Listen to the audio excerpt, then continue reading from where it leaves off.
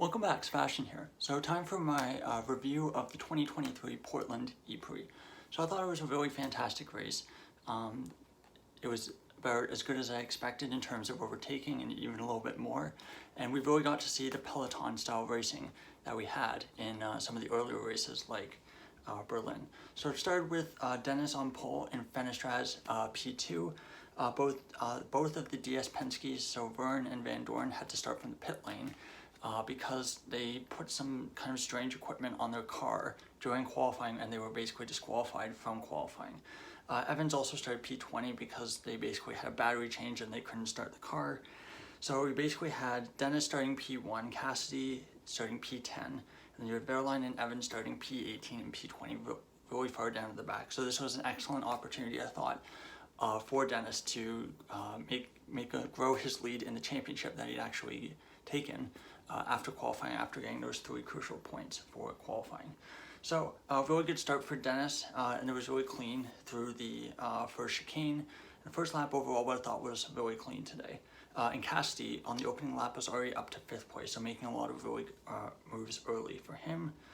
Lap 2, DaCosta goes down really deep down turn 7 and makes a good move there.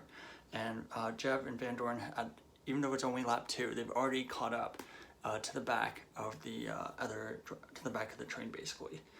Lap 3, Mueller loses his nose and front wing at an incident at turn 1, and all the back runners, back markers basically take attack mode this lap. Lap 4, backing up. There's a lot of backing up into turn 1, and there's contact behind between the Nissans, and Fanishaz actually runs into the back of his teammate, damaging his front wing. Cassidy was race leader at this point, and he takes attack mode as well, as do many of the other drivers. And this leads, actually no, that was later, but at this point, yeah, Nato takes the lead. Lap 5, first incident of the race. Mary is stopped at the exit of turn 7, and it brings out the safety car. So it just looks like some kind of mechanical reliability issue, and that safety car would go until the end of lap 7. So from there, most of the leaders take attack mode the following lap, lap 8, and lap 9, there's 3 wide and 3 deep, I thought, going into turn 9, so really close racing, and it's really excellent. And the drivers, I thought, for the most part, did a really excellent job today. We're really clean racing, which is great to see. At lap 10, so instead of keeping track of every overtake, just because there was too many, I decided at regular points just to keep track of who was in the top 5. So at lap 10, your top 5 were Nato, DaCosta, Gunther, Cassidy, and Degrassi. So a bit of an interesting top 5 there. Rast has a lot of energy, and then our next big incident. Mueller hits the wall on the back straight on lap 10. So basically turn 9, it's basically flat out, it's a curve, it's not really a straight. But basically he just kind of goes onto the grass, doesn't have any brakes, and he basically slams onto the exit wall and he comes back onto the track. So this brings out the safety car, a really long delay, and that safety car would end lap 15. So quite a lengthy delay by Formula E standards. But we eventually get going again. And lap 17, many cars, right after that safety car ends, many attack mode, a lot of cars take attack mode. Lap 18, Verline loses, I don't think he lost it, but it looks like he damaged his front wing at turn 1. And Evans at this point, who was kind of languishing on the back for most of the first half of the race, is already up to P9. So really excellent and opportunistic moves by Evans after the safety car. Jev goes for a move and ends up on the grass. I think he lost a couple of positions there as well. Lap 19, Cassidy, they showed this really cool graphic where they showed the amount of energy that each driver was using per lap, and they showed that Cassidy was actually using 10% more energy per lap than the cars around him, basically by being in the lead. So that was quite interesting. Lap 20, there was 5 wide going down the main straight. Luckily no contact in the first corner. And it showed us the energy readings again for the first time after the safety car. DaCosta was on 56%. He was in really good shape, and many of the others won 50, 51, 52. So good advantage there for DaCosta. This was kind of funny. So Mueller, they showed on the graphic on lap 20 that Mueller was given a 5-second penalty despite the fact that he'd already DNF. So basically they gave him a penalty for the incident on lap 3. but I don't know if that'll turn into a grid penalty after the race or what will happen. That's usually what happens if a driver can't serve the penalty in race. We'll see at the next race in Rome. Let's see. So yes, top 5, lap 20 with only 8 laps left to go on paper with Cassidy, DaCosta, Gunther, Bird, and Dennis. Of course, because we've had 2 safety car periods, there's a really good chance that we were going to end up with a added laps at the end, which we hadn't had for a while. And this is kind of where lap 20, lap 21 is really when the race changed. Instead of this really close kind of peloton racing, we ended up with the leaders at the front. They really started to put the foot down and it really started to spread the field out. Lap 25, Jeb goes for a move on Gunther. Doesn't quite make it stick at turn 1. And your top 5 with 3 laps to go were DaCosta, Cassidy, Gunther, Jeb, and Dennis.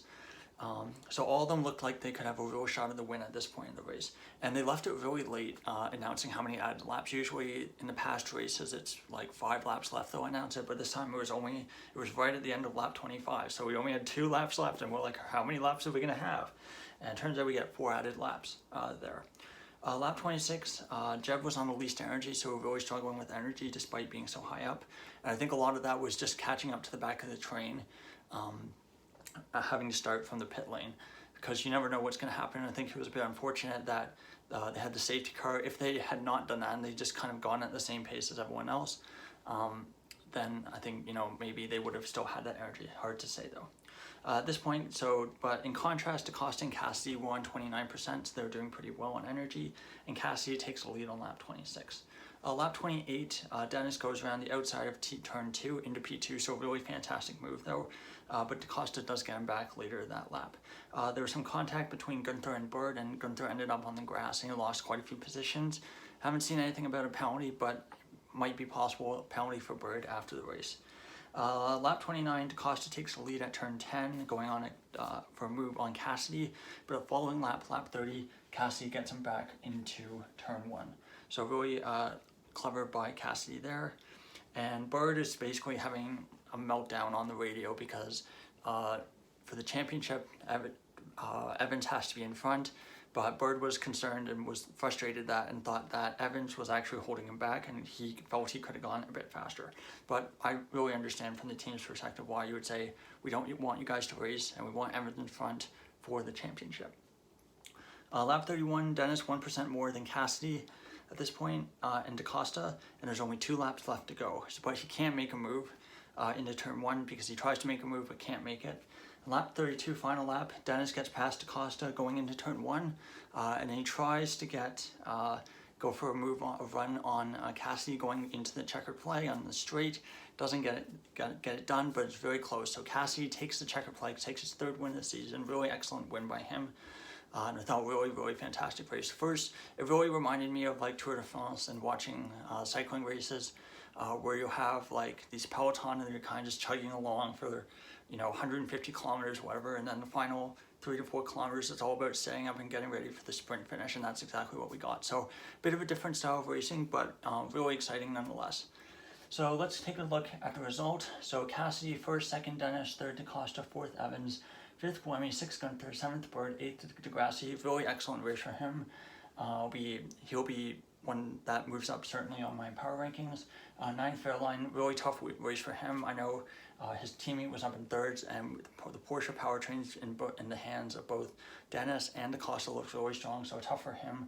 10th Nato, 11th Fines, really close to points for him in the apt. 12th Jev, who dropped back a lot after being in the top 5 on lap 25. 13th Van Doorn, 14th Tictum, 15th Rast, 16th Fenestrat, 17th Seti Kamar, 18th Hughes, 19th Lauder, and your 3 drivers that didn't finish were Motara, Muller, and Mary. So if your name started with M, it was a very bad race for you. I'm not sure what happened with Motara. He was up in the points with a couple laps to go, and then he just pitted at the end. So I don't know if that was a technical issue or what happened there. So looking at your Drivers' Championship, Dennis stays in the lead after this morning. 154 points, Cassidy 1 point behind on 153. Verline 3rd, drops down to 3rd with 136. So about 18 points behind Dennis. 4th is Evans with 122, so he's still quite a ways behind. And unfortunately with today's result, he kind of loses ground on the championship. So it's becoming becoming less of a possibility for Evans. 5th is Jev with 97, 6th is DaCosta 93, 7th is Gunther with 78, 8th is Women with 72, 9th is Bird with 68, 10th is Hughes with 46, 11th Van Dorn with 42, and Rast 12th with 40. So this blue line that I've kind of drawn on this board, that's basically the mathematical line for being in contention for the championship. There's 112 points left. Of course, 25 for the win, points for pole, 3 points for pole, and 1 point for fastest lap. 4 races remaining, so that's kind of the magic line. Obviously, most of the drivers here are not in contention realistically, but I thought that was interesting. I thought I would put it up there. 13th Fenestras, 31 points. 14th Lauder, 23. 15th Degrassi, 22. 16th Nato, 22. 17th Pictum, 18 points. 18th Mortaro with 17. 19 Sedikama with 10th. 20th Roland with 9th. 9 points still. 21 Frines with 5. 22 Muller with 2. And your final 3 drivers still in the championship are Vanderlinde, Beckman, and Mary, who are all on 0.